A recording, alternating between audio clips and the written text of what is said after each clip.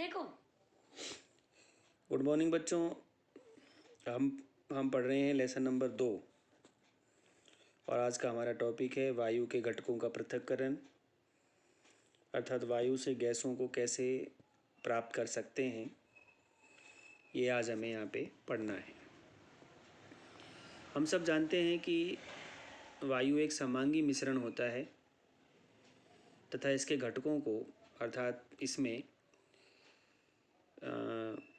कई सारी गैसें होती हैं, जैसे कार्बन डाइऑक्साइड है, नाइट्रोजन है, ऑक्सीजन है, निष्क्रिय गैसें हैं, ये सब होती हैं इसमें। और वायु के घटकों को हम यहाँ प्रभाजी आसवन विधि द्वारा पृथक करते हैं।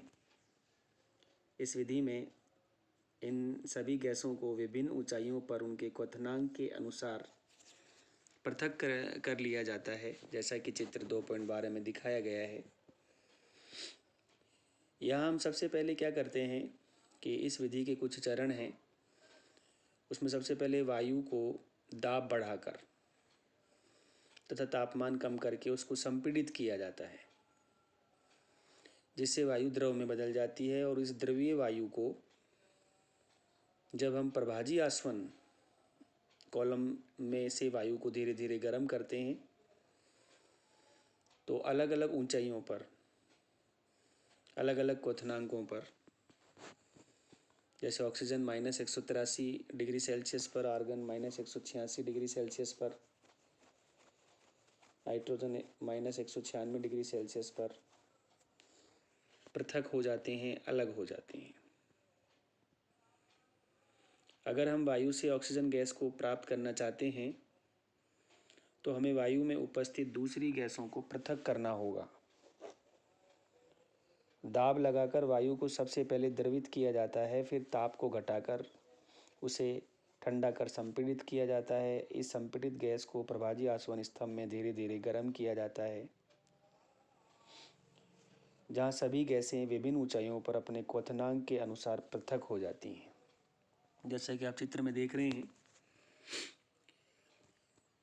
छानक की सहायता से अर्थात फिल्टर की सहायता से वायु निवेश किया जाता है। वायु को अंदर प्रवेश कराया जाता है एक चैम्बर में, जहाँ लिखा हुआ है दबाव में वायु।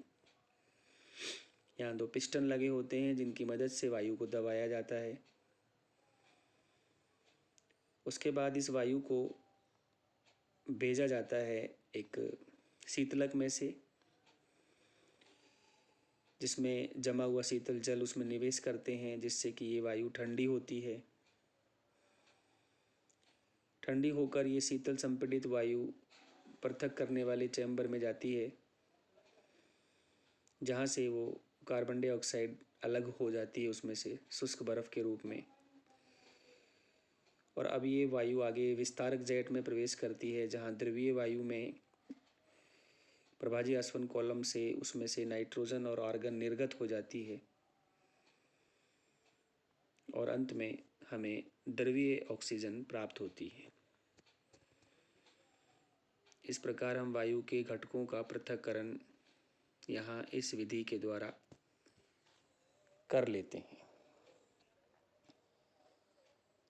आगे हम पढ़ेंगे किसी अशुद्ध नमूने में से शुद्ध नमूने को किस प्रकार से अलग किया जाता है। धन्यवाद।